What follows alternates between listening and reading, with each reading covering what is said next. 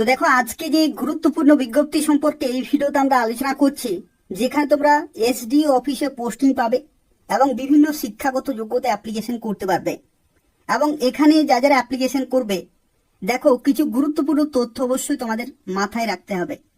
প্রথমে যে তথ্যটি মনে রাখতে হবে, দেখো এখানে বলা হচ্ছে তোমরা কিন্তু মাল্টিপল অ্যাপ্লিকেশন করতে পারবে না।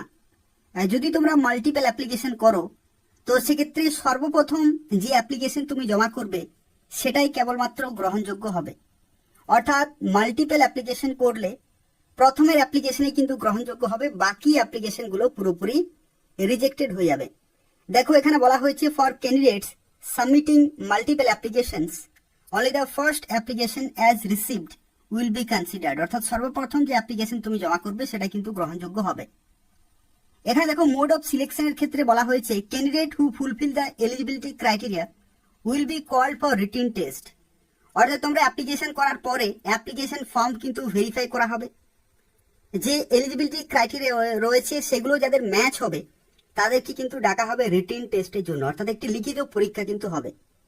এবং সেই জন্য তোমরা এডমিট কার্ড পেয়ে যাবে। এডমিট কার্ড তোমাদেরকে কিন্তু দেওয়া হবে এবং সেখানে লেখা থাকবে পরীক্ষার ডেট, টাইম, ভেন্যু, প্রত্যেকটি তথ্য কিন্তু তোমরা এডমিট কার্ড থেকে পেয়ে যাবে।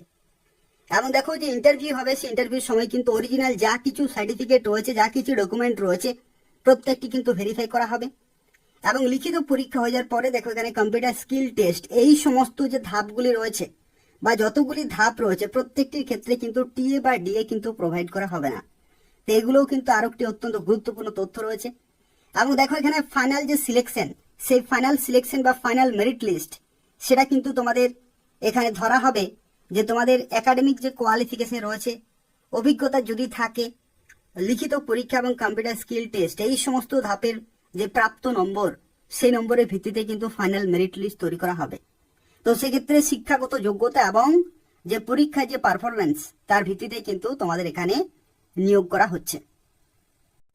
তো দেখো এরপর আমরা আলোচনা করব এলিজিবিলিটি ক্রাইটেরিয়া সম্পর্কে, অর্থাৎ শিক্ষাগত যোগ্যতা কি কি থাকা প্রয়োজন সেই সম্পর্কে এরপর আমরা কিন্তু আলোচনা করব। এবং দেখো এখানে বিভিন্ন শিক্ষাগত যোগ্যতা চেয়েছে, যে কোনো একটি থাকলে তোমরা কিন্তু অ্যাপ্লিকেশন করতে পারবে। তো দেখো এখানে প্রথমে বলা হচ্ছে মাস্টার্স ডিগ্রি থাকতে হবে সোশ্যাল সায়েন্সে, যদি না থাকে তাহলে সোশিওলজি, যদি না থাকে তাহলে social anthropology, social work MSW, business administration MBA, অথবা ইকোনমিক্স, অথবা রুরাল ডেভেলপমেন্ট, অথবা মাস কমিউনিকেশন। যে কোনো একটিতে যদি তোমাদের মাস্টার্স ডিগ্রি থাকে তাহলে অবশ্যই তোমরা অ্যাপ্লিকেশন করতে পারবে। আর ধরে নাও যদি তোমাদের মাস্টার্স ডিগ্রি না থাকে, যদি তুমি গ্রাজুয়েশন করে থাকো, তাহলে অবশ্যই তোমাদের 2 বছরের কিন্তু হেলথ প্রজেক্টে অভিজ্ঞতা থাকতে হবে, তাহলে তোমরা এখানে অ্যাপ্লিকেশন করতে পারবে। এবং দেখো এখানে পরবর্তী বলা হচ্ছে preference will be given to candidate having working experience in ASHA program. অর্থাৎ আশা প্রোগ্রাম বা যে সমস্ত প্রজেক্টগুলি হয়ে থাকে হেলথ রিলেটেড, সেই সম্পর্কিত যদি তোমাদের অভিজ্ঞতা থাকে তাহলে কিন্তু তোমরা এখানে প্রেফারেন্স পেয়ে যাবে। নলেজ ইন এমএস অফিস এবং ইন্টারনেট সম্পর্কিত নলেজ অবশ্যই থাকতে হচ্ছে। Ability to communicate effectively, communication skill থাকতে হবে খুব ভালো। এবিলিটি টু ওয়ার্ক হার্ড, এখানে কিন্তু ওয়ার্ক হার্ড অর্থাৎ হার্ড ওয়ার্কিং কিন্তু হতে হবে। উইলিং টু ট্রাভেল এক্সটেন্সিভলি, বিভিন্ন জায়গাতে ট্রাভেল কিন্তু করতে হতে পারে। এবং should B A resident of Islampur sub division, অর্থাৎ ইসলামপুর সাব ডিভিশনের কিন্তু স্থায়ী বাসিন্দা হতে হবে, তাহলে তোমরা এখানে অ্যাপ্লিকেশন করতে পারবে। যেখানে 40 বছর হচ্ছে সর্বোচ্চ বয়সের লিমিট, যেখানে 1 জানুয়ারি 2024 ডেট অনুযায়ী ক্যালকুলেট করা হবে। আর এখানে কেবলমাত্র এসসি এসটিরা 5 বছরের বয়সের ছাড় কিন্তু পেয়ে যাবে।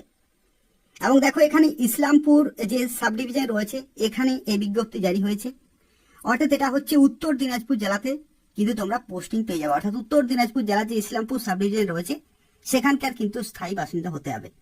কিন্তু তোমাদের এখানে জানিয়ে রাখি, যারা অন্যান্য জেলা থেকে দেখছো তাদের ক্ষেত্রেও জানিয়ে রাখি, পশ্চিমবঙ্গের বিভিন্ন জেলাতেই এই ধরনের নিয়োগ কিন্তু মাঝে মধ্যে হয়ে থাকে।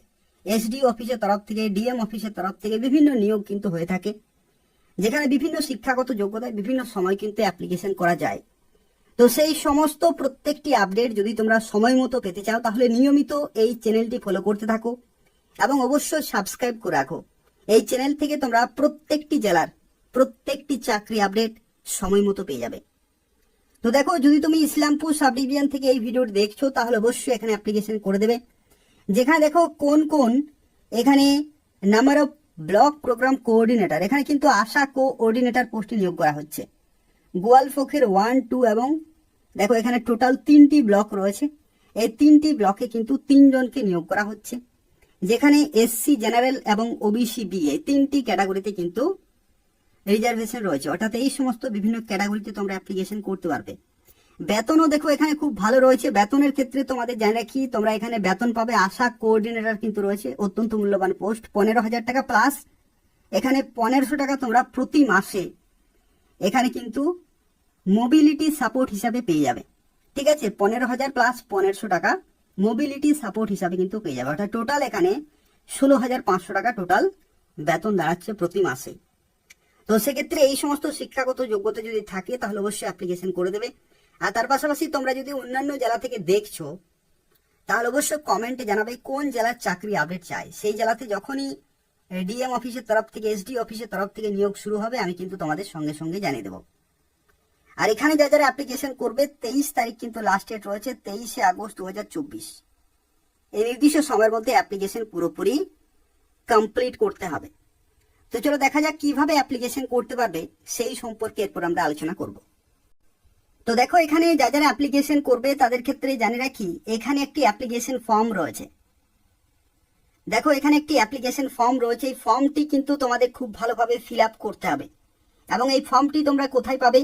এই ভিডিওর ডেসক্রিপশন বক্সে তোমরা কিন্তু পিডিএফ পেয়ে যাবে। এই ভিডিওর ডেসক্রিপশন বক্স তোমরা চেক করবে, সেখানে পিডিএফ ফর্ম কিন্তু পেয়ে যাবে। সেই পিডিএফটি তোমরা ডাউনলোড করবে, প্রিন্ট আউট করবে এবং খুব ভালোভাবে কিন্তু ফিল আপ করবে। দেখো এখানে বলা হচ্ছে please fill up the application in capital লেটারে ফিল আপ করতে হবে এবং ওন হ্যান্ড রাইটিং, অর্থাৎ ক্যান্ডিডেটের নিজের হ্যান্ড রাইটিং এ কিন্তু ফিল আপ করতে হবে। এবং ব্ল্যাক অথবা ব্লু বল পেন কিন্তু তোমরা ইউজ করতে পারো। এবং দেখো তোমরা কিভাবে সাবমিট করবে। তো সাবমিট করার জন্য এখানে দেখো একটি লোকেশন রয়েছে। দেখো এখানে বলা হচ্ছে the application should be submitted in the drop box at SD office Islampur, অর্থাৎ ইসলামপুরে এসডি অফিসে যে একটি ড্রপ বক্স থাকবে সেখানে কিন্তু জমা করতে হবে। অথবা তোমরা কিন্তু সেন্ড থ্রু স্পিড পোস্ট, অর্থাৎ তোমরা চাইলে স্পিড পোস্টের মাধ্যমে কিন্তু পাঠাতে পারো নির্দিষ্ট লোকেশনে। এবং দেখো এখানে লাস্ট ডেট কিন্তু রয়েছে 23/8/2024 বিকাল 4টা পর্যন্ত তোমরা কিন্তু সময় পাবে। অর্থাৎ এই নির্দিষ্ট সময়ের মধ্যে সেখানে পৌঁছাতে হবে। অর্থাৎ তোমরা সরাসরি চাইলে এসডি অফিসে গিয়ে জমা দিয়ে আসতে পারো, সেখানে একটি ড্রপ বক্স থাকবে সেখানে জমা করতে হবে।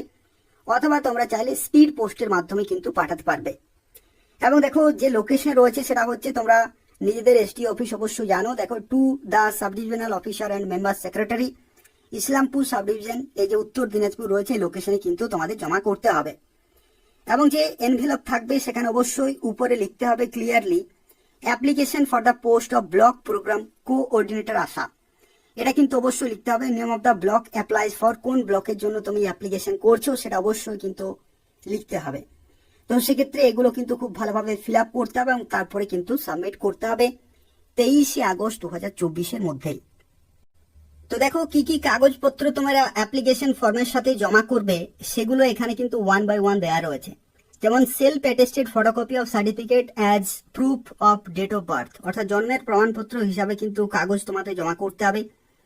এখানে জন্মের প্রমাণপত্রের ক্ষেত্রে তোমাদের জানি রাখি বার্থ সার্টিফিকেট যদি থাকে, না হলে মাধ্যমিকের অ্যাডমিট কার্ড, ঠিক আছে, যেখানে কিন্তু ডেট অফ বার্থ অবশ্যই লেখা রয়েছে।